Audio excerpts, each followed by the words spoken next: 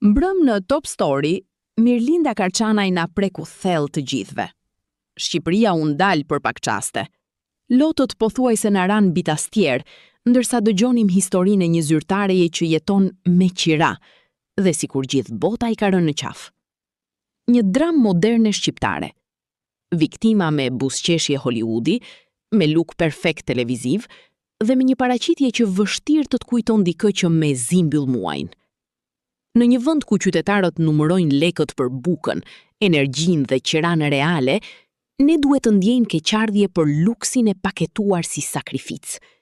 Sepse me sa duket, tani standardi I të varfrit nuk matet më me frigoriferin bosh, por me estetikën premium dhe intervistat në prime time. Dhe publiku, sigurisht, duhet të besoj se gjithë kritikat janë vetëm sulm, jo pasojë e detyrës publike dhe llogaridhënies. Na preku. Shumë madje.